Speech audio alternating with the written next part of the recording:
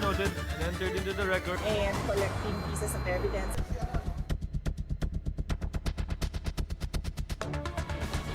Sa gitna ng pag-ulan at baha, may bagyo rin sa politika. Inilabas na ng Korte Suprema ang hatol sa impeachment ni VP Sara. Unconstitutional daw ang reklamo na ipinadala ng Kamara sa Senado. Isang desisyon na malamang papalagan ng mga kritiko. Nilinaw naman ng SC na hindi pa absuelto ang pangalawang Pangulo. Ano kaya ang susunod na kabanata sa VP Sara Saga? Magandang gabi, ako po si Pinky Webb. Simulcast tayo sa DWAR Abante Radio at 94.7 Mellow BFM. Ako naman si Willard Cheng. Mapapanood din tayo sa Beam TV 31, Signal Channel 24, Converge 74, Sky Cable Channel 33 at Samsung TV Plus. At ako si Corina Sanchez Rojas. Simulan na natin ang agenda. Articles of impeachment laban kay Vice President Sara Duterte unconstitutional ayon sa Korte Suprema. VP Sara, absuelto na ba? Davao City Acting Mayor Baste Duterte, biyaheng Singapore. PNP Chief Nicolas Torre, todo ensayo naman para sa kanilang inaabangang suntukan. Death toll sa sunod-sunod na bagyo at habagat nasa 25 na. Mga lugar na nagdeklara ng state of calamity tumaas din. Latest sa relief operations, alamin. Sa gitna ng kalamidad, nakaugaliang red carpet fashion show sa SONA, bawal na.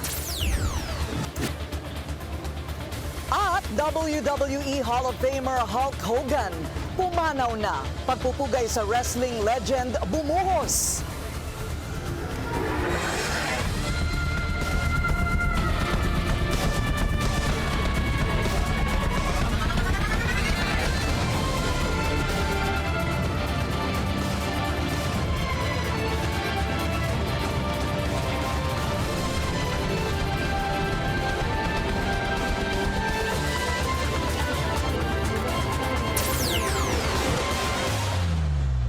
Vice President Sara Duterte be dismissed.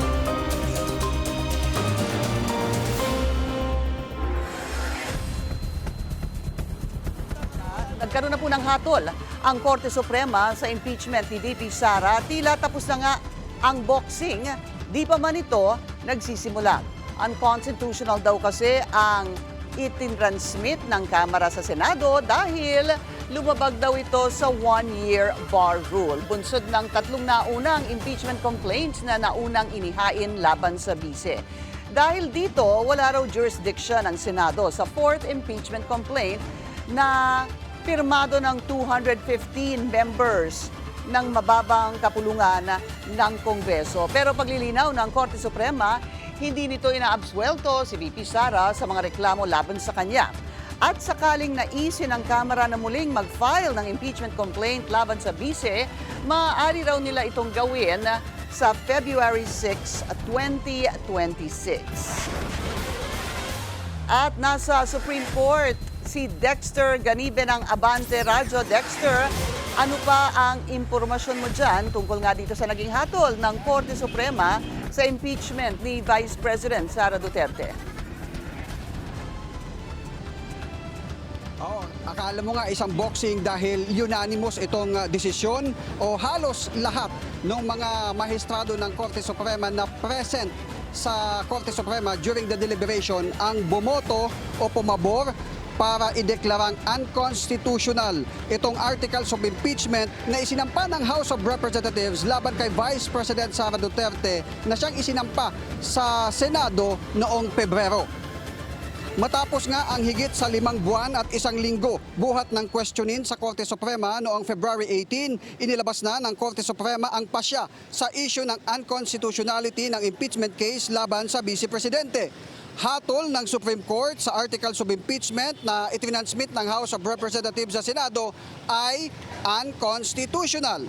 Paliwanag ni SC spokesperson Attorney Camille Ting, lumabag sa 1-year bar rule ang Kamara nang itransmit ang impeachment articles ng 4th complaint. May 3 naunang impeachment complaint nga na inihain laban sa bise noong December 2, December 4 at December 19 taong 2024. At yung pang-apat na complaint na inendorso ng Kamara noong February 2025 ang siyang inakyat sa Senado. Dahil sa desisyon ng Korte Suprema, sinabi ng SC na hindi na magkakaroon ng jurisdiction ang Senado sa impeachment ni VP Sara. Pero nilinaw nga ng Korte Suprema na hindi nila pinapawalang sala ang pangalawang Pangulo sa mga reklamo laban sa kanya. Sakaling naisin man ng Kamara na muling mag-file ng impeachment complaint laban sa Vice Presidente, maaari itong gawin sa February 6, 2026. Sa pahayag naman ng impeachment court sa pamamagitan ng tagapagsalita na si Attorney Reginald Tonggol, sinabi niyang ina-acknowledge ng impeachment court ang desisyon ng SC. Simulat sa pulaan niya ay sang-ayon sa konstitusyon ang bawat hakbang ng impeachment court at ginagalang nila ngayon ang pasya ng kataas-taasang hukuman. Kinakatiganan niya ng SC decision ang maingat at hindi padalos-dalos na pagpapasya. Kabilang dito ang paghingi sa Kamara ng certification na wala silang nilabag na batas nang iakyat ang impeachment case sa Senado. Hihintayin na lang niya ang opisyal na kopya ng pasya mula sa Korte Suprema bago ang anumang desisyon o hakbang na gagawin ng impeachment court. Batay sa impormasyong nakalap ng Abante Radio, 13 sa 15 Supreme Court Justices ang pumabor sa desisyong sinulat ni Senior Associate Justice Marvic Lunen na isa sa 2 appointee ni dating Pangulong Noynoy Aquino. Ang 11 iba pa naman na sumang-ayon na unconstitutional ang impeachment articles ay pawang mga maestrado na naitalaga noong panahon ni dating Pangulong Rodrigo Duterte. Si Justice Raul Villanueva, nakasama sa mga bumoto para ideklarang unconstitutional, ay appointee ni Pangulong Bongbong Marcos na bumoto nga na ideklarang unconstitutional itong impeachment case. Hindi naman nakaboto, Pinky, itong si Justice Singh dahil siya ay naka-leave habang nag-inhibit itong si Justice Kagiwa na isa nga doon sa tinutukoy nating appointee ni nung Pinoy administration kasama ni Justice Marvic Lunen na siyang sumulat ng desisyon. Samantala, Pinky, umani ng iba't ibang reaksyon mula sa mga senator ang desisyon ng SC. Sa post niya sa kanyang social media account, sinabi ni Senador Mig Zubiri ang mga katagang "That's it, pansit." Welcome naman kay Senador Jinggoy Estrada ang desisyon at igagalang daw niya ito. Ayon naman kay Senador Joel Villanueva, sa simula pa man ay umakto ng Senado ng may kahinahunan at tatalima sila sa sinasabi ng saligang batas at tuloy-an niya ang pag-convene ng impeachment court dahil nangyari na rin anya ito noong impeachment ni dating Chief Justice Corona na pinagbutuhan ng impeachment court kung susundin nila o hindi ang desisyon ng Supreme Court. Sabi naman ni Senador Tito Soto, mas papakinggan niya ang sasabihin ng Kamara at may kausap na anya siyang law expert na maaring i-disregard maaring i-disregard ng impeachment court ang desisyon ng Korte Suprema at pinag-aaralan niya itong legal advice na kanyang nakuha. Pinky, kapapasok lang din na reaksyon galing sa isa pang senador, si Senador Bato de la Rosa. Ang sabi niya sa kanyang social media post na nung siya ay nagmosyon para ipadismiss yung impeachment ng impeachment ni Vice President Sara sa Senado, ay ginabayan siya ng banal na espiritu. At yung desisyon naman daw ngayon ng Korte Suprema ay ginabayan din ng banal na espiritu, kaya napapatalsik niya o nawawala yung mga gawain ng mga masasamang espiritu. Yan ang sabi ni Bato de la Rosa. Pinky? Pero Dexter, gaya ng sabi mo nga, unanimous ang decision. Pero syempre may dalawa, as you mentioned a while ago, si Justice Singh hindi nakaboto dahil naka-leave at si Justice Kagiwa na inappoint nga ni dating President Pinoy ay nag-inhibit. So kumbaga ang ibig sabihin, 13 Yes. ang sumang-ayon dito sa ponente ni Justice Marvic Leone na appointee nga ni Pangulong Pinoy. Alam mo, importante yung sinabi mo kanina, Dexter, no? Sabi ni Tito Sen, ni Senator Soto, na meron siya nakausap na law expert. So parang ang lumalabas, pag-uusapan pa to ng Senado kung susundin nila ang naging pasya o naging desisyon ng Korte Suprema. Tama ka dyan, Pinky, dahil maging si Senator Joel Villanueva ay nagbanggit din na nangyari na ito noon Oo. nung nagkaroon ng impeachment laban kay Chief Justice Corona na may desisyon ang Supreme Court at pinagbotohan niya sa impeachment court kung susundin nila o hindi yung Supreme Court decision. At maaring mangyari ito ngayong 20th Congress sa impeachment case naman laban kay Vice President Sara Duterte. Malalaman natin yan dahil sa Lunes magbubukas ang first regular session ng Kongreso, ng Senado, at kasabay niyan pagdating ng hapon ay yung sona ng Pangulo. So maaring matalakay itong issue ng impeachment kinabukasan na sa pangalawang araw ng regular session. Titingnan natin kung ano ang magiging hakbang ng mga senador dahil nakita natin iba-iba yung kanilang mga reaksyon. Oo.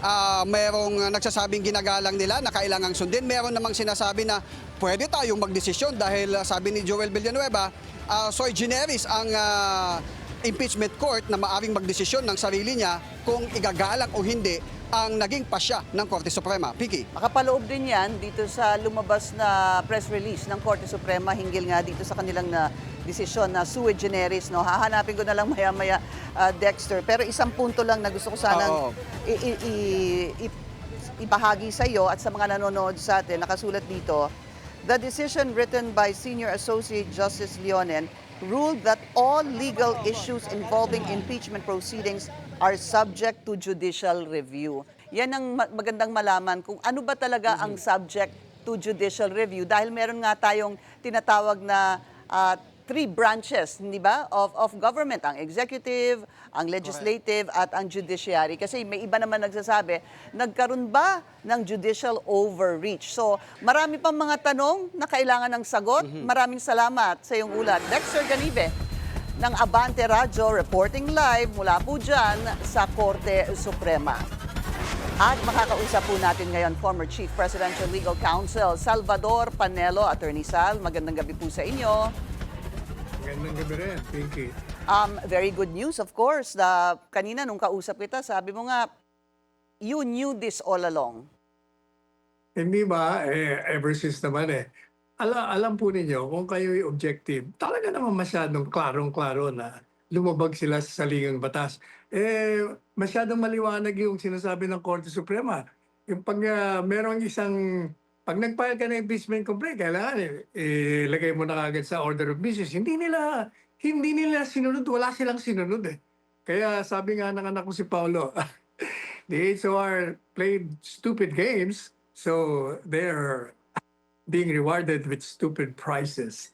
Alam niyo po, Attorney Sal, nung unang lumabas po itong breaking news, nag-iisip nga ako kung anong naging desisyon bago ko pa man nabasa yung press release. Of course, hindi ko pa nakikita yung buong buod nung desisyon. And I was wondering, saan ho kaya nagkaroon ng desisyon dito ang Korte Suprema tungkol ba dun sa initiation na tinatawag o dun sa nakapaloob sa Article 11, Section 3 ng Constitution that says that it should be included in the order of business within 10 session days. And parang lumalabas, doon nagkaroon ng violation. Yes, kasi maliwanag naman yun. Dapat pag natanggap mo yun, you have 10 days na ilagay mo sa order of business.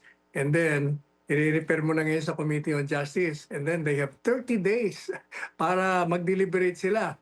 Tapos maglalabas sila ng resolution. Itatapon mo sa plenary and they will decide. And even doon sa tinatawag na more than one-third, kailangan pa rin na merong kasi resolution na nakalagay doon Resolution na dapat manggagaling yun sa Committee on Justice. Lahat yun nilabag talaga nila Talagang lantaran ng paglabag. Meron Kaya pong hindi nakataka-taka na ganun ang desisyon ng Korte Suprema. yung ganito po, alam naman natin na sabi nga unanimous. Subject pa rin ho ba ito sa motion for reconsideration kahit na ganito po ang naging boto? Well, that is a remedy given under the law. They can always file it. Pero given the fact na unanimous yung 13, wala na yan, malabo na yan. Kaya sundin na lang ho natin kasi maliwanag naman talaga ang saligang batas. Attorney Panelo, ang sunod ko pong gustong malaman sa inyo, yung inyong akiwari, ang inyong insights. Hinggil sa posible daw po hindi ko alam kung narinig niyo po yung aming reporter kanina, si Dexter Ganibe, na sinasabi nga, iba-iba din po yung naging reaksyon ng mga senador.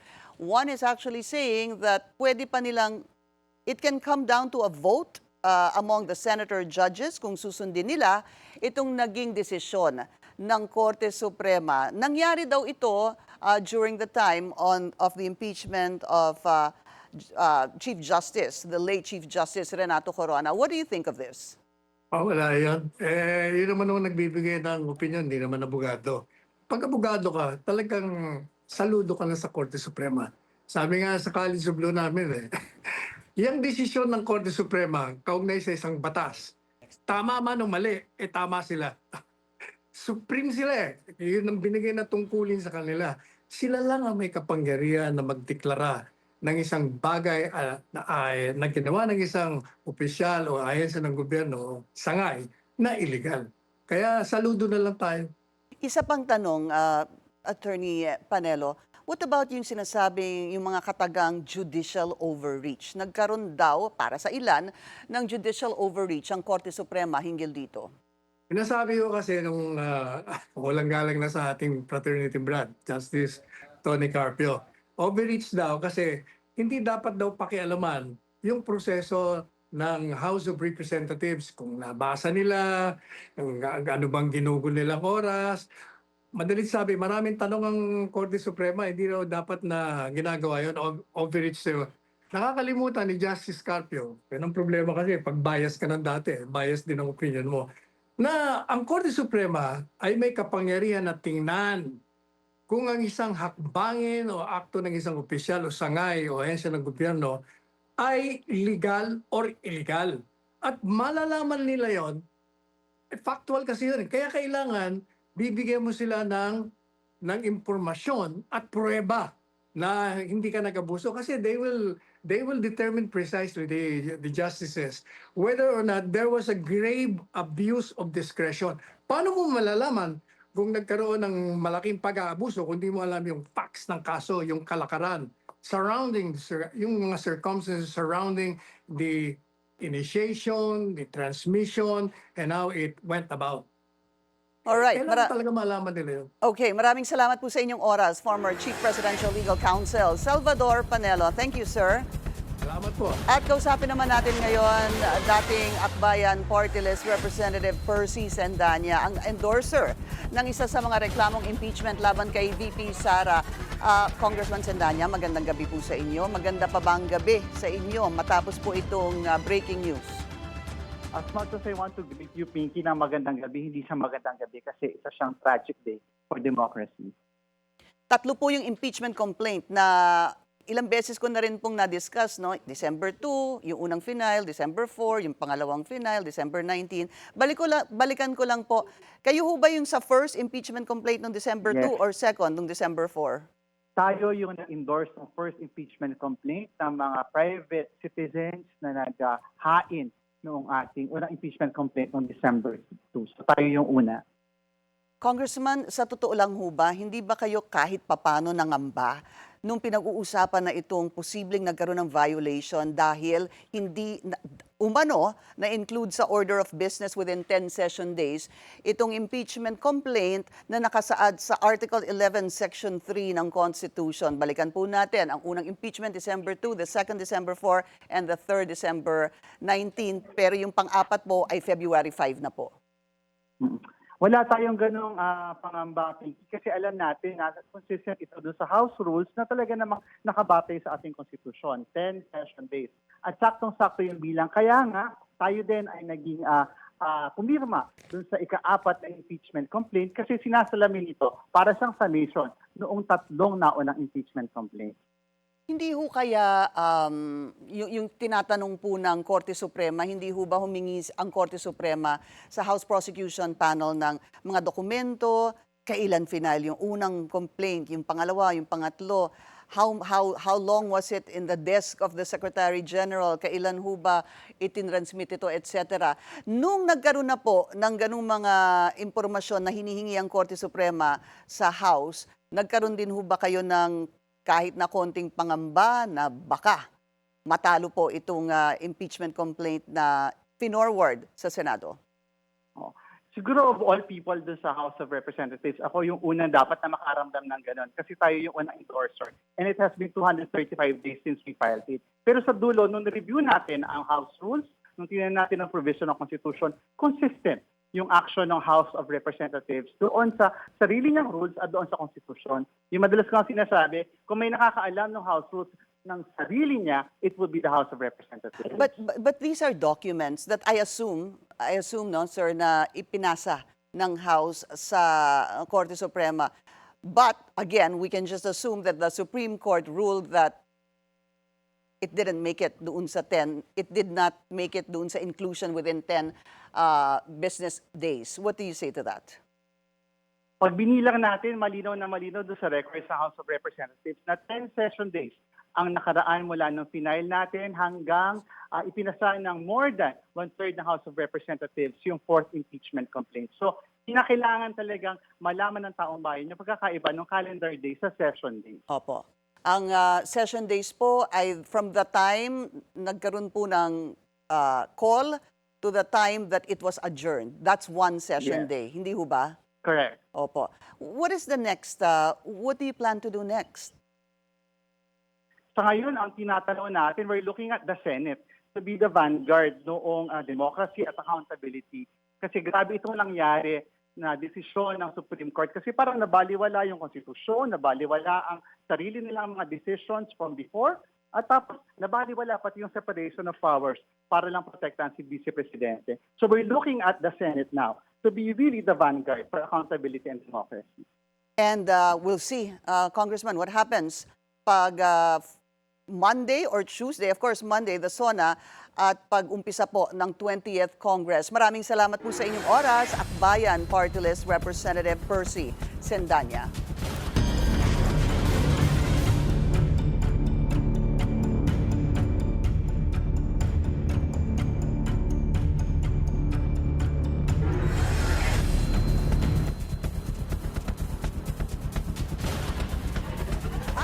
Bumabagyo sa politika ay literal na binabagyo pa rin ang ating bansa dito sa Pilipinas at narito tayo ngayon sa isa sa mga pinakainanod ng mga baha ng mga nakaraang bagyo sa San Simon sa Pampanga upang ihatid sa inyo ang pinaka-latest sa hagupit ng mga bagyo sa iba't ibang bahagi ng ating bansa.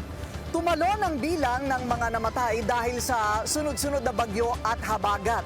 Mula 12 kahapon, nasa 25 na po ito ngayon, 8 ang sugatan habang 8 rin ang naiulat na nawawala. Higit 1 milyong pamilya na rin mula sa 17 rehiyon ang apektado ng masungit na panahon. Ang pinsala sa infrastruktura umabot na sa halos 4 billion pesos. Higit 648 million pesos naman sa agrikultura at sa ngayon, umabot na sa 84 ang bilang ng mga bayan at lungsod na nagdeklara na ng state of calamity, karamihan dito mula sa Central Luzon at Calabarzon. Isa ang Pampanga kung saan tayo naroon ngayon sa mga napuruhan ng mga bagyo at habagat, dahilan para isailalim ang buong lalawigan sa state of calamity. Yan ang agenda report ng ating kasamang si Paulo Barcelon. Live nag-uulat mula pa rin dito, pero siya po'y nasa Bacolor, Pampanga. Paulo, ano na ang itinuturong dahilan ng mga pagbaha dyan sa lalawigan?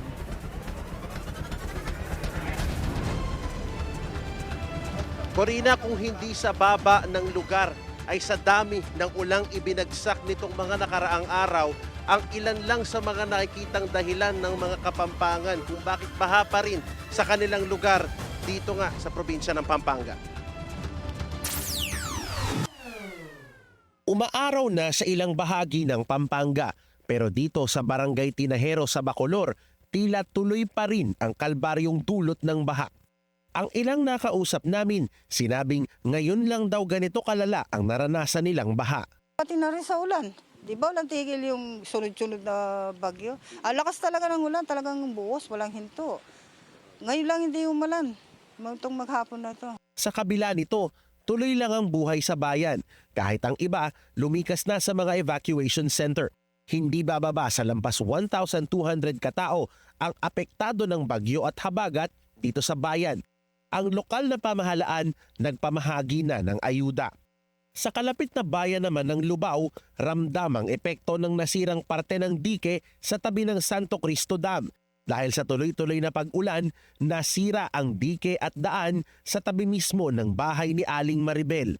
Kwento niya, Miyerkules ng gabi nang marinig niya ang sunod-sunod na ingay mula sa kanyang bahay. Yun na pala ang tunog ng pagbigay ng dike na dapat sanay proteksyon sa kanyang bahay at buhay. Bali ngayon lang po nangyari, nung nakaraan bagong dating po ako dito, bumaha siya pero hindi siya nagiba. Kumbaga ngayon lang siya nangyari yung ganito, malala siya ngayon. Agad dininspeksyon at pinatambakan ni Pampanga Governor Lilia Pineda ang nasirang dike habang naghahanap pa ang lokal na pamahalaan ng pangmatagalang solusyon sa problema ng baha sa lugar. Matindi na rin ang naging pinsala ng baha sa agrikultura at infrastruktura na kung susumahin, lampas 1 bilyong piso na. Corina, sa ngayon ay nagpapatuloy pa rin ang relief operations na isinasagawa ng Pampanga Local Government.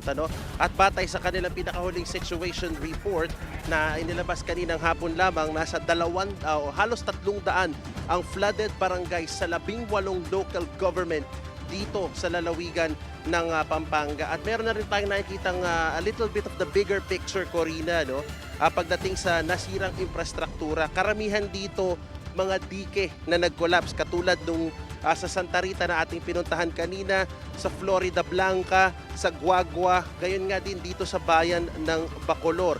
Meron ding isang nasirang tulay sa Mexico, Pampanga na inaalam pa kung magkano yung perwisyo bunsod nga nitong mga tuloy-tuloy na bagyo. At sa ngayon din ay tuloy-tuloy naman ang pagsasagawa nga ng relief operations. May mga tao pa rin na nakatira sa mga evacuation centers at yun sa ngayon yung ating titingnan sa mga susunod na araw kung ano nga ba o gaano nga ba kalaki yung factor nitong mga sunod-sunod na pag-ulan sa pag-collapse ng iba't ibang mga dike dito sa lalawigan ng Pampanga. Corina.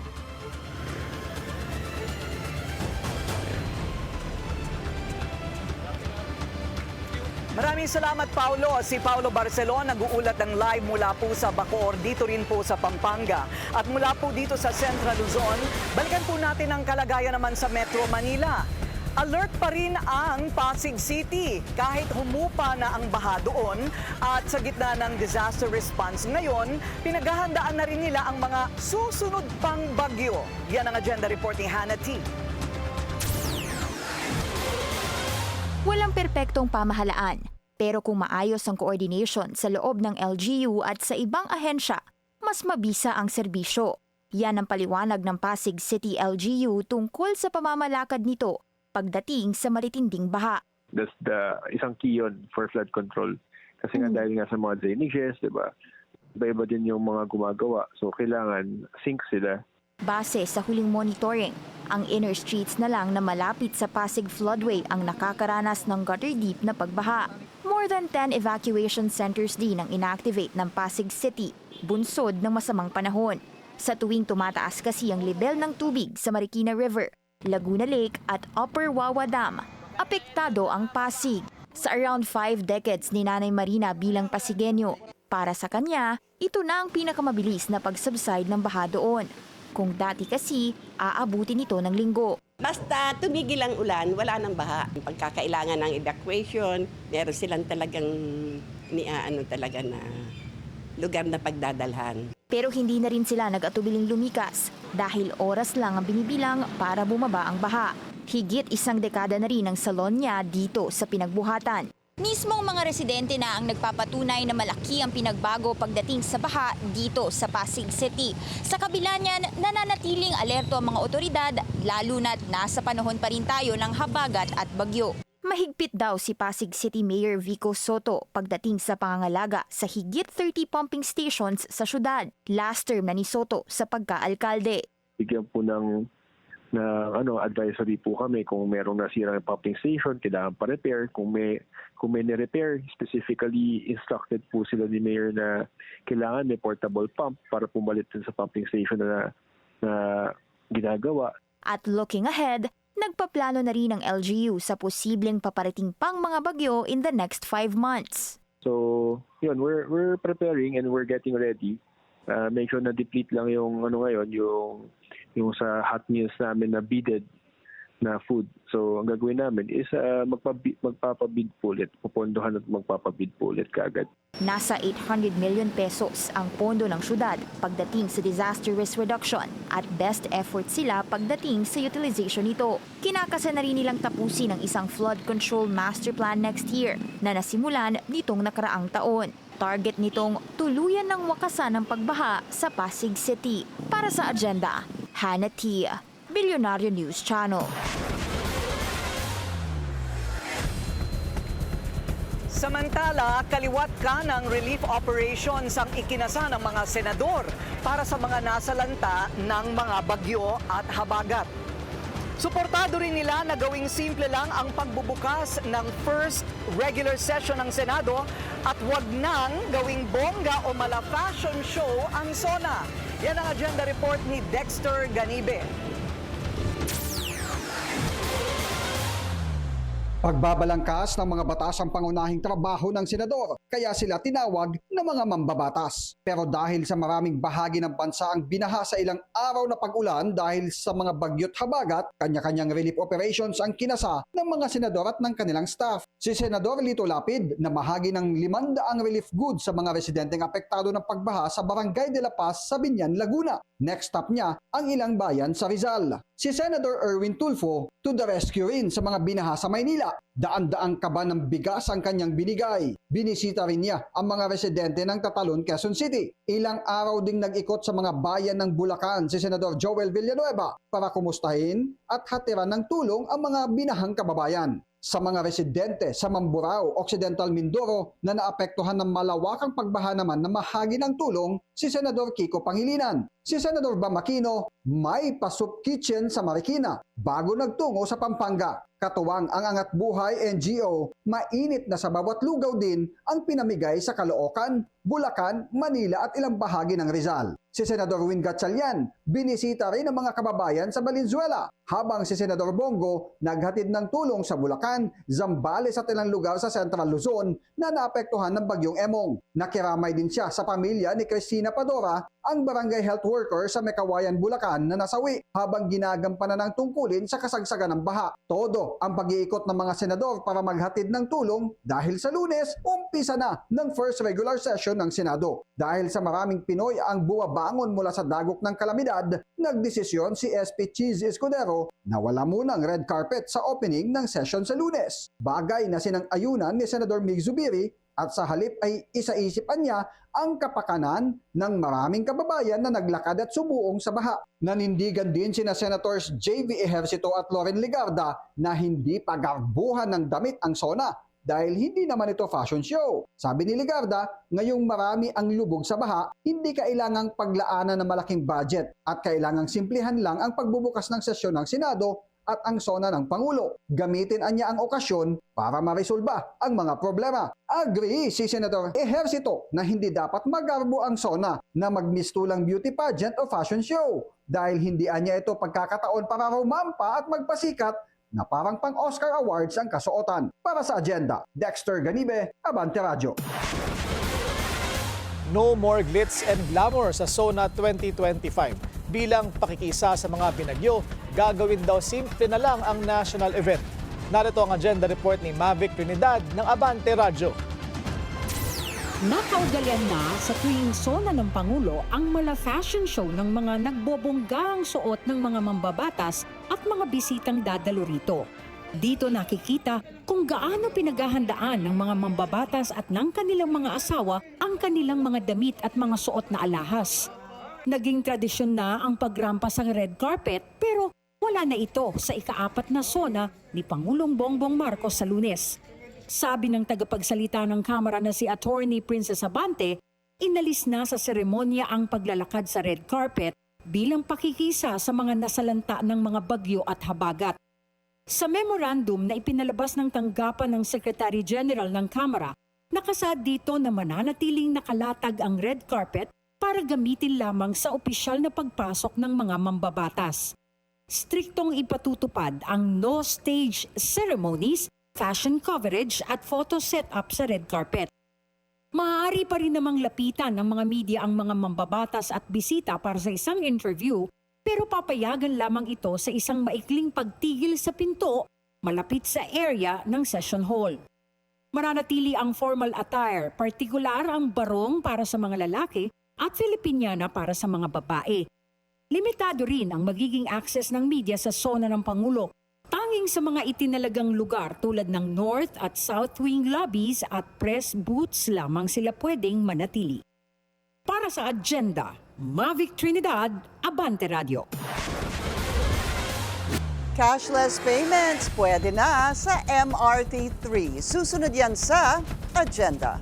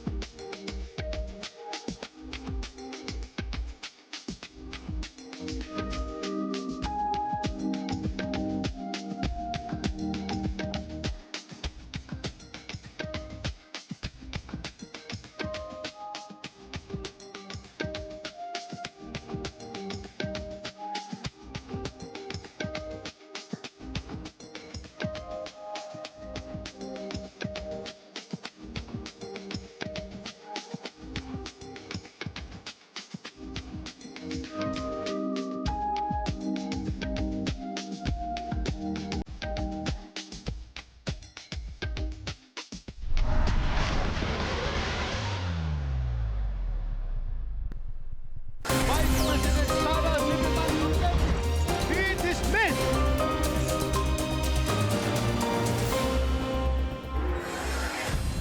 Welcome sa kampo ni VP Sara ang desisyon ng Korte Suprema laban sa kanyang impeachment. Pinagtibay daw nito ang dati nilang iginigit na constitutionally infirm ang 4th impeachment complaint.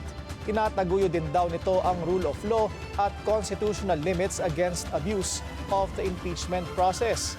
Nanindigan din ang defense team na handa silang sagutin ang mga alegasyon laban sa bise. At makakausap po natin ngayon ang spokesperson ng defense team ni VP Sara na si Attorney Michael Poa. Attorney Poa, magandang gabi po sa inyo at maraming salamat sa oras. Magandang gabi rin sa inyo, Ma'am Pinky, at magandang gabi sa lahat ng inyong manonood at sa ating mga kababayan. Thank you for having us. Attorney, did the defense expect this kind of a unanimous decision? Well, we did not expect for the decision to come out today, so it was really a welcome development. But we have always maintained naman our position. No? We have always been consistent, even back in February, that the 4th impeachment complaint was in fact, or is in fact, infirm in a lot of ways, no? Because it violated the one-year bar rule under our Constitution. Opo. Sa isang report po kanina ng aming reporter, nagkaroon po ng iba't ibang reaksyon ng ilang mga senador. Some of them, of course, thinking and hoping na magkakaroon pa rin po ng trial pagdating po ng 20th Congress. That begins, of course, on Monday, July 28. Attorney Poa, sabi po ng iba ay pwede daw nila ito pagbotohan. In other words, if they get the numbers, from my understanding, pwede pong sakaling hindi sundin itong desisyon ng Korte Suprema. What do you say to that? Well, sa atin po, no, napakahirap pong mag-comment sa ganyang bagay because these are matters that are internal to the Senate. So siguro sa ngayon po, hindi muna ako magbibigay ng komento dyan. But what is clear is that the Supreme Court, which is the final arbiter sa ating bansa pagdating sa mga disputes, ay nagdesisyon na at nagsabi na unconstitutional nga po yung fourth impeachment complaint. Now, as to the Senate process, kung pwede po silang magbotohan, I guess it's best to defer and maybe direct the question to the Senate po on this matter. Yung po bang defense team, kayo po, nakausap niyo po ba si VP Sara? Kami po naka-message na po namin siya. No, we just informed her of the decision. But yun lang po, medyo maikli lang po yung naging pag-uusap namin sa ngayon. Could you share how she reacted to the news, sir? Well, she just confirmed receipt of our message. We told her that there was an SC decision that was announced today. Other than that, hindi pa po kasi kami nakapag-usap ng matagalan, so wala pa po akong masyadong reaksyon na ma-share sa inyo. Yung pong naging desisyon ng Korte Suprema, meron na ho ba kayong kopya nito? We were informed. Sa totoo lang, hindi ko pa nababasa yung kabuuan ng desisyon. I was tuned in doon sa naging press con ng Supreme Court spokesperson. We were informed na nakatanggap na kami via email ng kabuuang desisyon. So we will definitely go through it and probably something we can discuss in the coming days. Yes, that would be good. Attorney, siguro just briefly doon sa naging press briefing nga po kanina ng spokesperson ng Korte Suprema, tugmang-tugma ho ba yung inyong mga tanong sa Korte Suprema sa naging desisyon ng Korte Suprema hinggil dito sa impeachment case against the Vice President? Opo, again, kasi ang nangyari po dito, these are consolidated petitions. No? Aside from, of course, the petition filed by the Vice President, may mga ibang petitions rin po na questioned itong fourth impeachment complaint.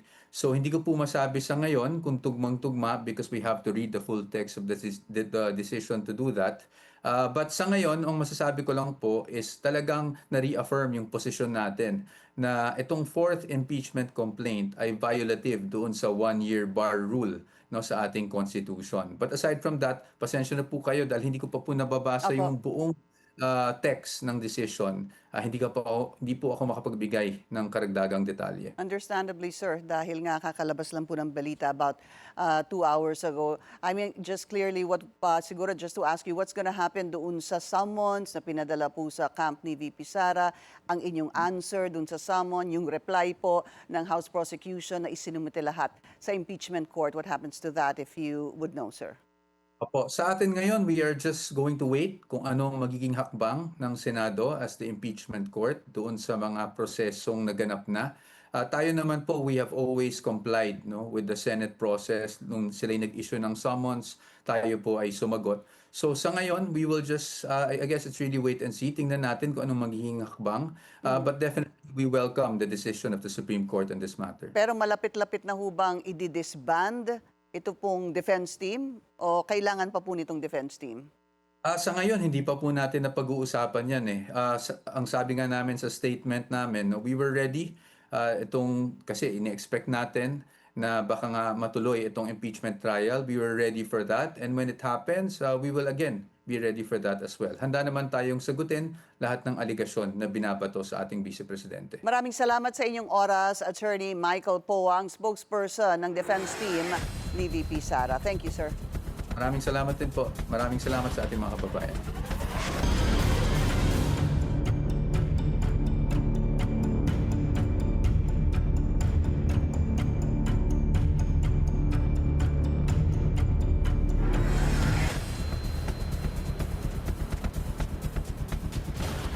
At nandito pa rin po tayo sa San Simon sa Pampanga, isa sa mga pinakainanod na bahagi ng Central Luzon. Sa aking likuran, kung niyo pong mapapansin, yan po isang truck.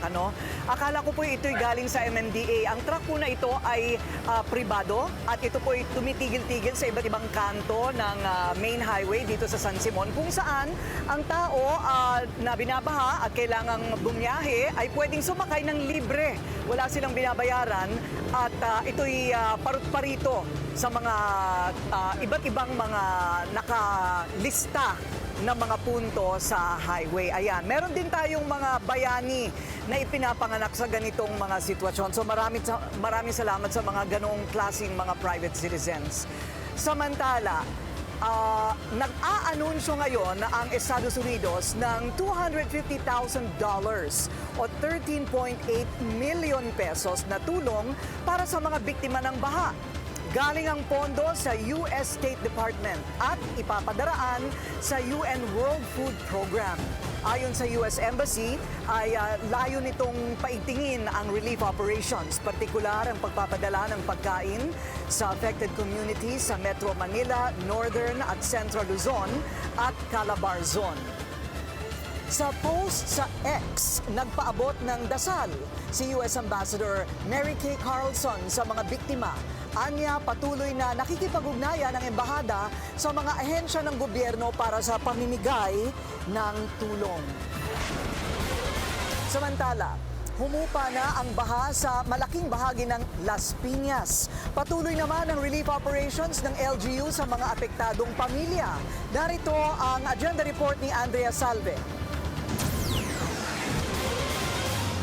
Guminhawa na mula sa ilang araw na baha ang Las Piñas. Wala nang naitalang pagbaha at nadaanan na ng lahat ng uri ng sasakyan ang mga kalye ng Zapote Junction, Alabang Zapote Road, Arya Street, Diego Serra Avenue, Tramo at Naga Roads at ang kalsada ng Longos papasok sa syudad. Humupa na rin daw ang baha sa mga village ng Filam, Santa Cecilia at Tuazon. Nagpatuloy din ang pagpapaabot ng tulong ng LGU sa mga biktima ng baha sa ilang barangay, tulad ng food packs at doxycycline na gamot pangontra sa leptospirosis. Miyerkules nang ideklara ang state of calamity sa Las Piñas, kasunod ng paghagupit ng masamang panahon. Sa kasagsaga ng pananalasa ng matinding ulan, sinabi ni Las Piñas City Mayor April Aguilar na nasa 6,000 individuals ang kinailangang ilikas sa evacuation center sa buong lungsod. Isa rin ang Las Piñas sa binisita ng mga opisyal ng DSWD at DOH para mabigyan ng agarang tulong. Para sa agenda, Andrea Salve, Billionaire News Channel.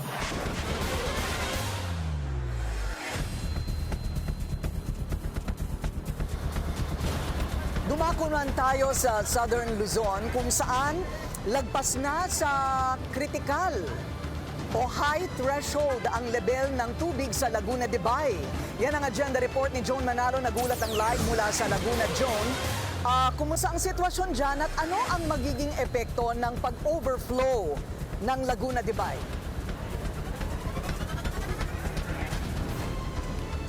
Corina, idineklara na nga under state of calamity ang buong probinsya ng Laguna ngayong araw. Inanunsyo ito mismo ni Laguna Governor Sol Aragones kaninang alas 3 ng hapon. Dahil dito, nananatiling suspendido ang klase sa lahat ng antas sa buong lalawigan. Marami pa ring lugar sa Laguna ang lubog sa baha.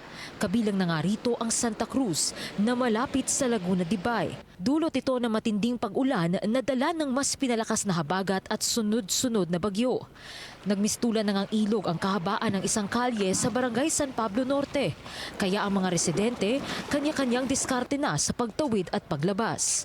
May mga matatapang na sumuong sa baha na lagpas tuhod na at may mga sakay na rin ng bangka. Ganito rin ang sitwasyon sa Barangay Santissima Cruz at marami rin sa kanila pinili ng pumunta sa evacuation center tulad nitong Santissima Cruz Elementary School. Sa ngayon po, maabot na 1,000 katao po yun. Pamilya po yun, pamilya. Una po, ang river control namin putol. Hindi po naayos ng tuloy-tuloy ang river control.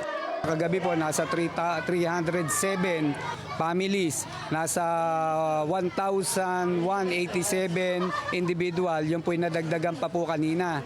Baka po umabot na ng nasa 340, ganon. At doon po sa aming basketball court, nasa 90 family kagabi, ay meron pa pong 4 na pamilya, di naging 94 po yun na families. At saka po sa barangay hall na Luma, meron po kaming 14 families doon na nakabakwis. Yung mga manananim na mga taga Santissima, yan po yung unang naapektuhan na hanggang hita po yung tubig, lumubog po yung kanilang mga pananim at saka yung mga mangingisda dito sa Barangay Santissima na nasira po yung kanilang, may nasiraan ng mga fish cage at yung iba po hindi po nakakalabas ng dagat dahil po sa yun nga po maulan, medyo pag po may hangin, lumalakas po ang alon. Dahil sa sungit ng panahon, tumaas na rin ang level ng tubig sa Laguna Dibay, na ayon sa huling tala ng Laguna Lake Development Authority ay nasa 12.62 meters na. Lagpas na ito sa critical high threshold na 12.50 meters. Dahil dito, nagbabala na ang LLDA sa panganib ng mahabang pagbaha at mga pinsalang dala ng pabugso-bugsong ulan, lalo na sa low-lying at lakeshore communities. Ayon din kasi sa Pag-asa forecast, magtutuloy-tuloy pa ang pag-ulan sa mga susunod na araw. Nagpaalala rin ang ahensya na iwasan na muna ang non-essential activities malapit o sa mismong lawa, kabilang na ang pamamangka at pangingisda. Samantala, nasa alert level 2 naman ang Evangelista Bridge sa bayan ng Binyan, Laguna magmula 10 a.m. ngayong araw. Patuloy ang pagbabantay ng Binyan CDRRMO sa level ng tubig sa lugar. Nananatili ring lubog sa baha ang iilang barangay sa Binyan.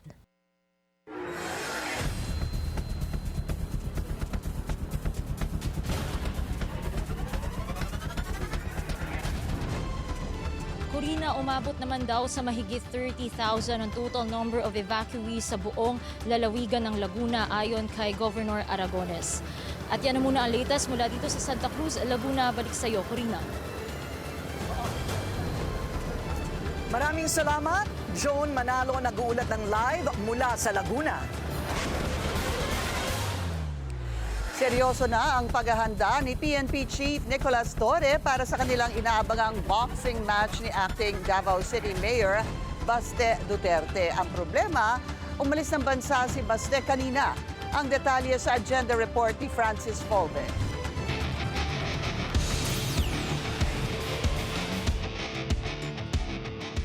Mala eksena sa Rocky Film ang pagjogging sa ulan ni PNP Chief Nicolas Torre sa PNP Oval nitong Biyernes ng umaga. Ayon kay PNP spokesperson Jean Pajardo, naka 10 laps din si Torre. Bahagi raw ito ng paghahanda sa anticipated charity boxing match sa pagitan ng Chief Enforcer at The Rebel, Davao City Acting Mayor Baste Duterte. Mahina na nga ako eh. Pero marami nagka-interest sa larong ito. Kaya just to give them an entertainment, medyo para we can have a sort of credibility in showing up. Nag-refresh tayo ng konti sa ating mga dating ginagawa. So mapansin nyo, matanda na tayo at sabi nga ng trainer ko, mahina na nga ang hangin eh. Kaya wala nang diin ng mga suntok. Kaya I really hope na matuloy ito para makita naman nila na we're serious in this dahil sa ating fundraising ito at ito ay para naman sa mga typhoon and flood victims. Matapos tanggapin ni Torre ang hamon, naglatag na ng sarili niyang kondisyon si Baste. Kung serious ka talaga, these are my conditions. Pakiusapan mo yung amo mo na presidente and let it come out of his mouth that all elected officials should undergo a hair follicle drug test. Papalagan ko yung charity mo na yan. Wala problema. If it will answer the issues nitong bansa natin, I can do that. Suportado ito ng kapatid ni Baste na si Pulong. Dagdag ng Davao City 1st District Congressman, dapat gumawa sila ng formal na kasulatan para sakaling mapuruhan si Torre ay hindi masisisi si Baste. Dito tal gusto ni mo mutabangan ng baha. Kamo ikaw PNP Chief, daghan naman kag kwarta kabalo man na pili mong gidawat pag-alsa sa akong amahan. Tanong pa ni Pulong, ba't di na lang direktang mag-donate si Torre sa mga binaha? Ako ay Nakakuha naman ng restback si Torre kay Presidential Advisor for Poverty Alleviation, Larry Gadon. Kung sakaling matuloy ang exhibition match na charity boxing fight ni General Torre at ni Baste, ay nagvo-volunteer ako na maging referee because I am worried that General Torre might inflict a catastrophic injury on Baste. May resolusyon na ang Games and Amusement Board para sa safety and integrity ng inaabangang laban. May mga professional accredited referees din daw sila para matiyak na ayon ito sa established rules and standards of boxing. Ipapaantabay din ang kanilang medical personnel at paramedics sa venue.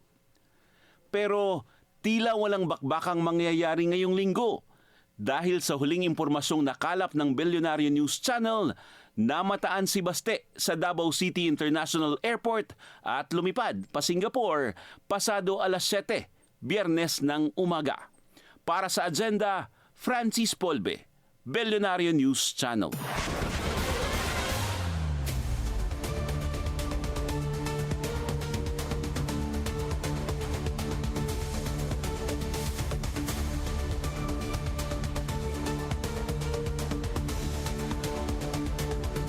Abiso para sa ating mga motorista. Asahan ang dagdag bawas sa presyo ng produktong petrolyo next week. Sa taya ng Energy Department, posibleng hindi gumalaw ang presyo ng gasolina o kaya'y matapyasan ng 10 centavos per liter. Posible namang tumaas ng 50 centavos kada litro ang diesel. 30 centavos per liter naman ang kerosene. Kabilang sa itinuturong dahilan sa price adjustments ang pagbaba ng oil supply at epekto ng bagong trade policies ng Estados Unidos. High-tech na ang pagbabayad sa MRT3. Mas convenient na ang biyahe dahil sa newly launched cashless payment. Yan ang agenda report ni Just Ignacio ng Abante Radyo. Less hassle na ang pagbiyahe sa MRT3. Today we're launching a pilot of our automated fare collection system together with our partners from the private sector and of course with the DICT and with the central bank. Si Transportation Secretary Vince Dizon mismo ang sumubok sa panibagong cashless payment system ng MRT3. Isang tap gamit lang ang kanyang cellphone at QR code sa kanyang e-wallet account. Ito na ang nagsilbing ticket para makapasok sa turnstile sa One Ayala Station. Napakalaking bagay na makakatulong ito sa mga commuter. Ang automated fare collection system na pilot natin ngayon, isang carousel muna sa MRT3 line. Sa lahat ng stations, lahat ng stations meron ng ganito. Ibig sabihin, hindi na kailangan pumila para bumili ng ticket sa mga MRT3 station. Tatanggap siya ng iba't ibang paraan ng pagbayad. Pwede kang magbayad through GCash, through your phone, mag-generate ka lang ng commute QR code mo sa app. Pwede kang magbayad ng debit card at pwede kang magbayad ng credit card. So, first of its kind to in the world, I was told. Pagdating naman sa diskwento ng mga senior citizen, PWD at estudyante, nilinaw na Secretary Dizon na kailangan pa munang bumili ng ticket sa booth dahil inaayos pa anla ang sistema para rito. Ipinagmalaki rin kanina ng DICT na mas mabilis na rin ang libreng wifi sa MRT3, kung saan pwedeng kumonek ang mga pasahero. Plano ng DOTR na ipatupad ang cashless payment option sa LRT1 at LRT2 sa mga susunod na buwan para sa hassle-free at mas komportable na biyahe ng mga pasahero. Para sa agenda, Just Ignacio, Abante Radio. Health services mas ginawang accessible pa ng PhilHealth. Susunod yan sa agenda.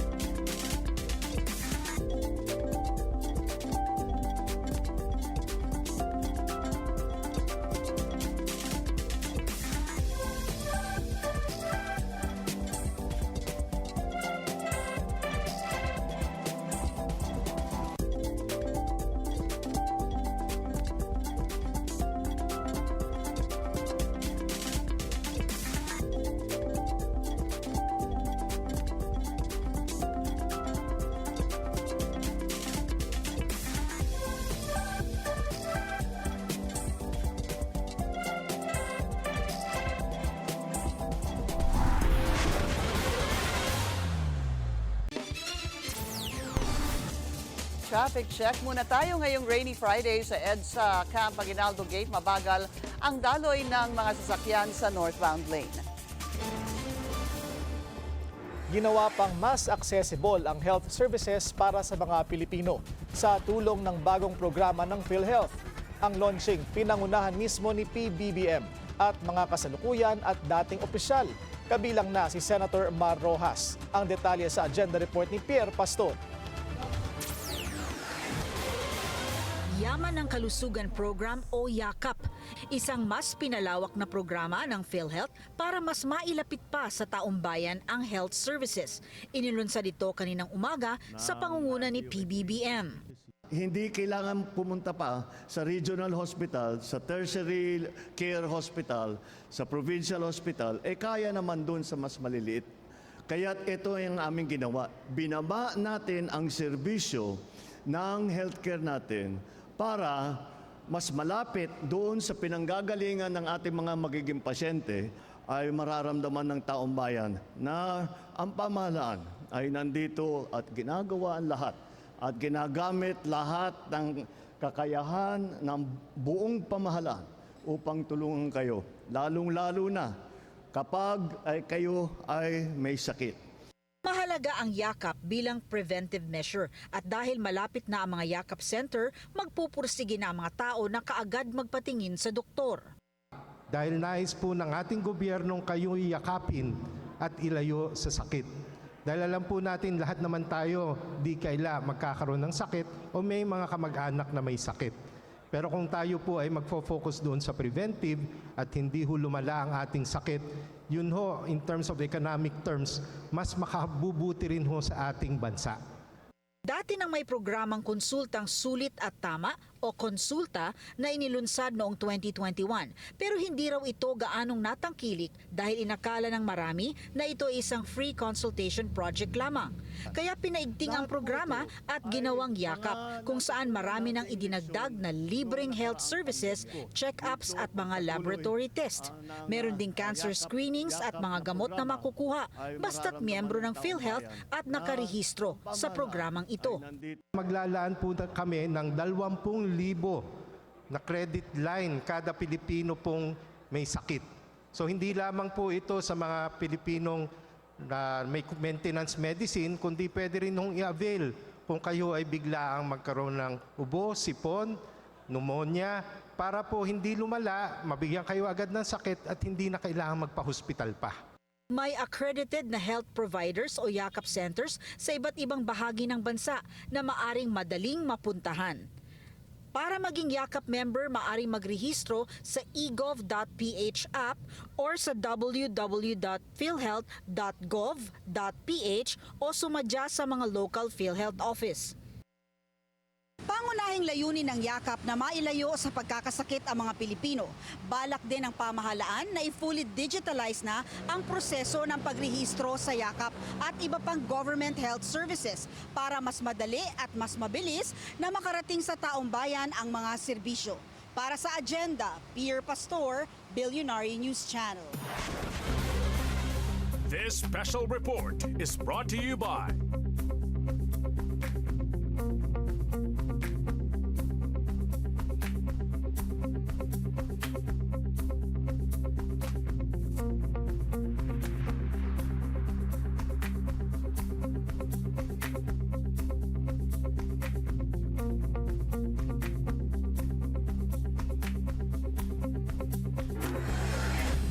Malaki ang papel ng peace and order sa kabuuang estado ng bansa. Mula land security hanggang sa dagat, pati na rin online. Batay sa datos ng PNP, bumaba ang crime rate sa first half ng taon kumpara noong 2024. Pero ang tanong, sumasalamin ba ang bilang na ito sa realidad? Narito ang special agenda report ni Francis Folve. Isa ang peace and order sa mga tinalakay sa nakaraang SONA. At sa report ni PBBM sa bayan, sinabi niyang kapansin-pansin ang pagbaba ng krimen. Kung titingnan ng datos ng PNP, bumaba ng 22.37 ang index crime volume ng bansa. Mula 18,358 noong January 1 hanggang June 13, 2024, nasa 14,251 na lamang ito ngayong taon. Pati ang 8 focused crimes, physical injury, theft, robbery, theft of motor vehicles and motorcycles, rape, homicide at murder, bumaba rin. Pero sa kabila nitong statistics, ramdam ba ng publiko na ligtas sila? Tugon dito ni PNP Chief Nicolas Torre, 3 to 5 minute response time sa krimen. At dahil dumarami na rin ang online scam, pinaigting din ang police visibility sa internet at naglunsad pa ng police mobile app. Umani rin ang magkahalong papuri at batikos ang hamon ni Torre sa mga pulis na magparamihan ng mahuhuling kriminal. Paalala dito ng Commission on Human Rights, huwag trigger happy sa panghuhuli at tiyaking naaayon sa batas ang kanilang bawat operasyon. Sa war on drugs naman, on the fight against dangerous drugs, our bloodless war on dangerous drugs adheres and will continue to adhere to the established 8 E's of an effective anti-illegal drug strategy. Extermination was never one of them. Tokhang. Translated, tok hangyo, knock and plead. This is a bold claim, I know, especially coming from someone in uniform. But I believe that Plan Tokhang, in its most basic concept, is flawed. Flawed in the sense that itself shows how misinformation can start inside our own house. Think about it. We go to someone's house, knock on the door, beg unsuspected lawbreakers to stop. Yet, do we have the evidence?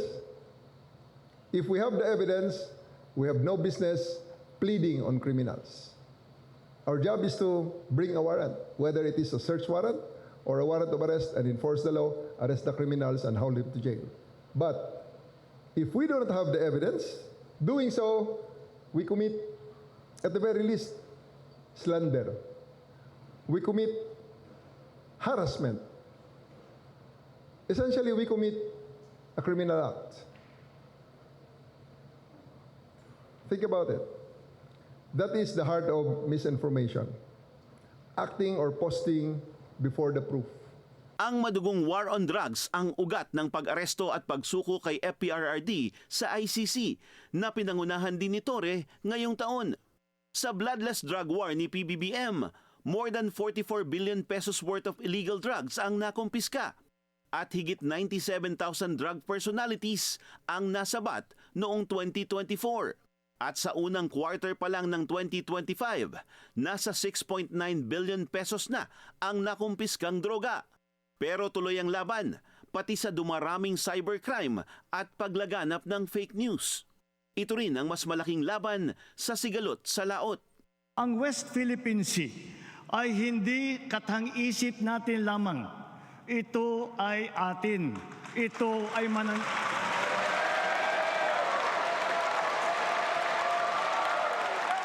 At ito ay mananatiling atin hanggat nag-aalab ang diwa ng ating minamahal na bansang Pilipinas.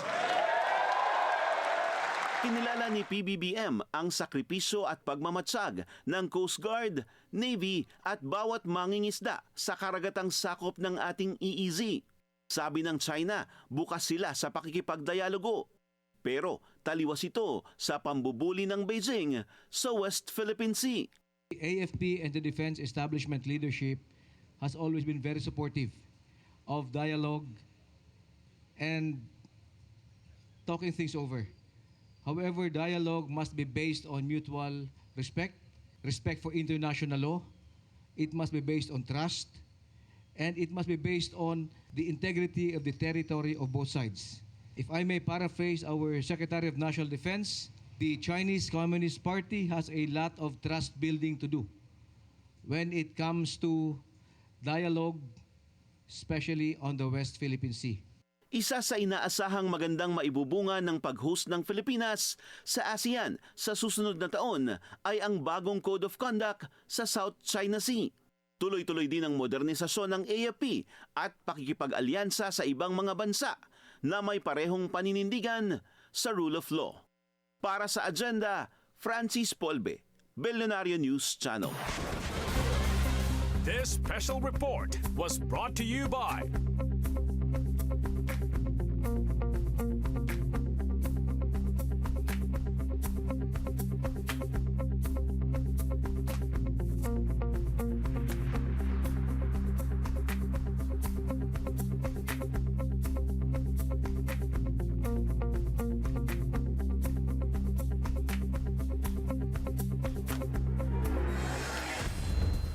Pro wrestling icon Hulk Hogan pumanaw na. Susunod yan sa agenda.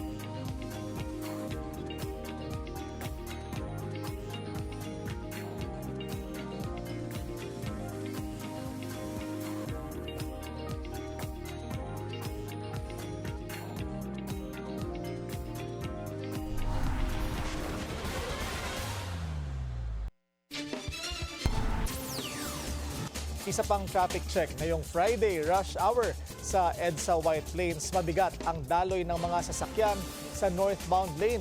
Light to moderate naman ang southbound lane. Sa pagkakataong ito, balikan natin kung ano ang naging takbo ng impeachment case ni VP Sara. Mula ng unang ihain ang reklamo hanggang ideklara itong unconstitutional ng Korte Suprema.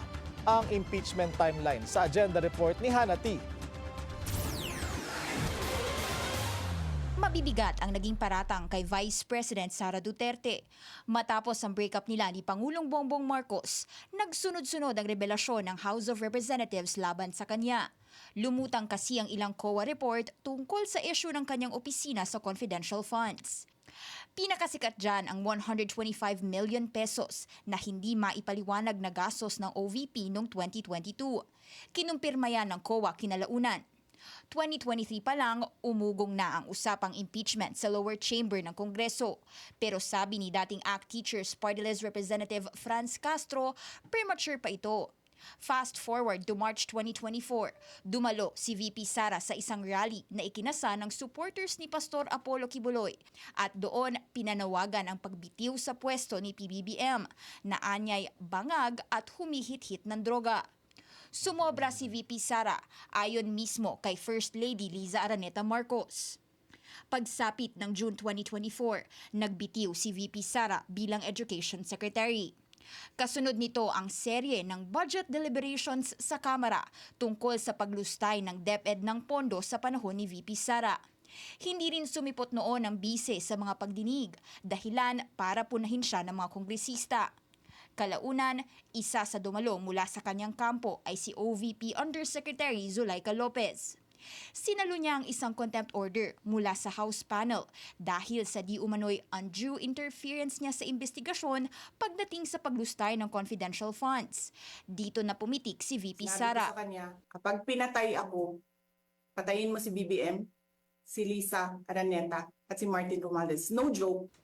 Binulgar niyang may kinontrata siyang hitman na papatay sa first couple at kay House Speaker Martin Romualdez sakaling may mangyaring masama sa kanya. Dahil dyan, inireklamo siya ng mga opisyal ng grave threats at inciting to sedition.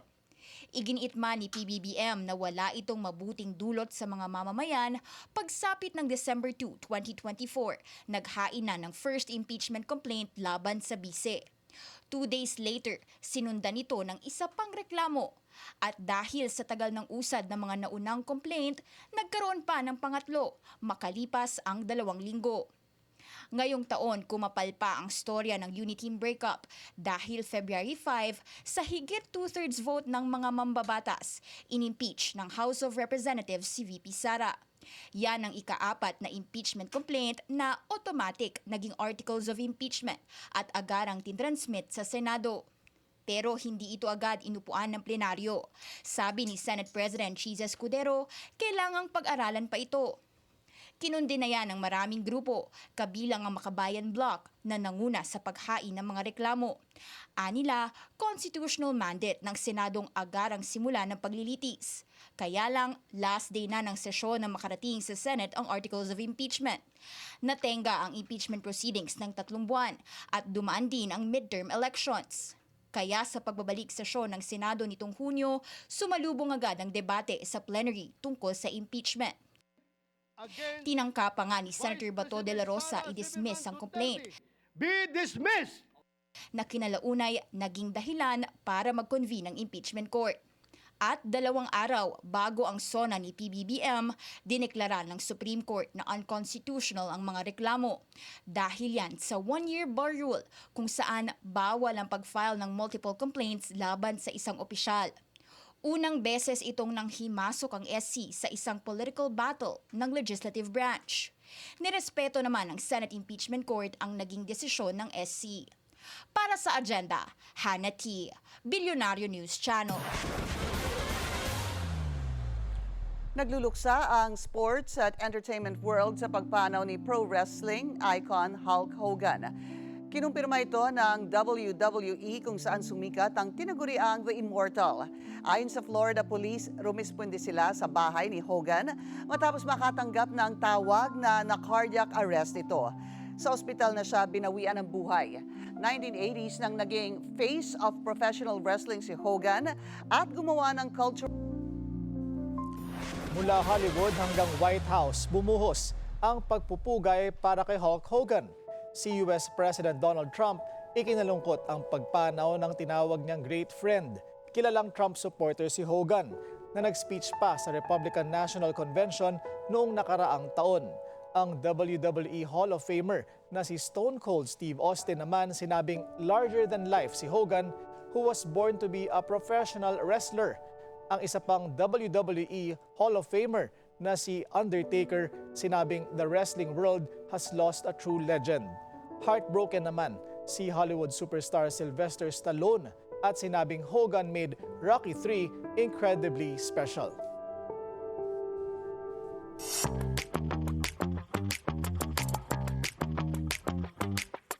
May bagong bigating brand ambassador, ang French luxury giant na Cartier.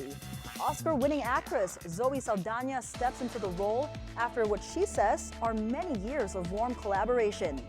Bago nito, ibinida na rin ni Saldana ang jewelry ng Cartier sa red carpet ng Golden Globes at 97th Academy Awards. Nanalo siya as Best Supporting Actress at recent Oscars for her role sa crime musical na Emilia Perez. Give Us Nothing. Yan ngayon ang hirit ng netizens kay Justin Timberlake dahil sa kanyang live shows. Mali yun. Mali.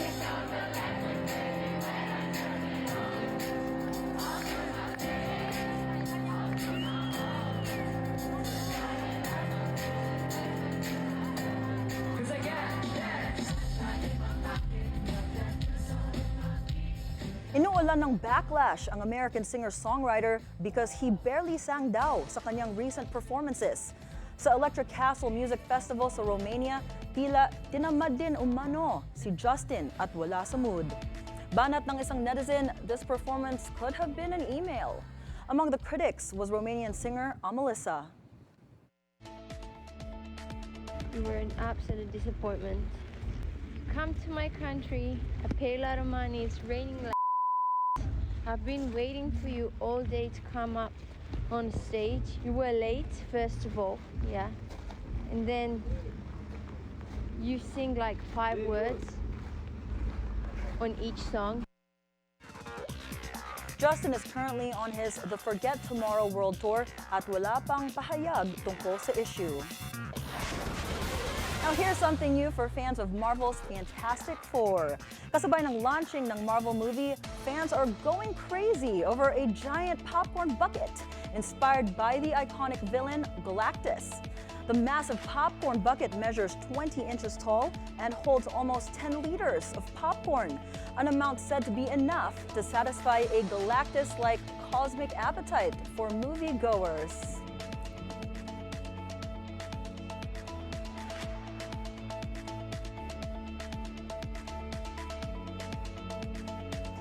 And that's it from my end. I'm Monique Tuzon. Back to you, Karina, Pinky, and Willard.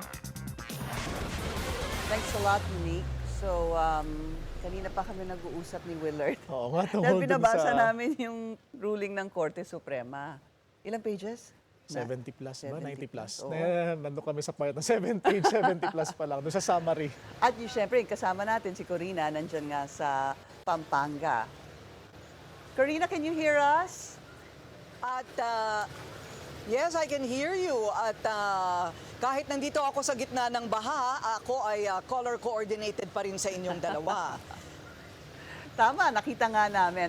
So, Corina, binabagyo ang politika, Pinky. Tama, nagkukwentuhan nga kami ni Willard, binabasa namin yung desisyon ng Korte Suprema, pero kahit kami, medyo nalilito pa kami. So mamaya, hingi na lang kami ng opinyon at siguro yung insights, makakausap ko mamaya si Justice Adolf Ascuna. Sa on point. Sa on Yan, point. susunod yan. So, we'll see you next week, Corina. Okay, panoorin natin yan. Thank you. See you next week. Lalangoy-langoy muna ako dito pag may time. Yan po ang ating agenda ngayong gabi. Corina, ingat sa kaliwang paa. Oo, mas makapal yung yung bota ko sa kaliwa para kasi sinabi ng doktor maiwasan ang leptospirosis. Iyo. Nabigay mo. Nagamit yung punchline. Biro lang. Yeah. Yan po ang ating agenda ngayong gabi. Ako po si Pinky Webb. Ako naman si Willard Cheng. At ako si Corina Sanchez Rojas. Sa bawat issue may anggulo at ang balita may agenda.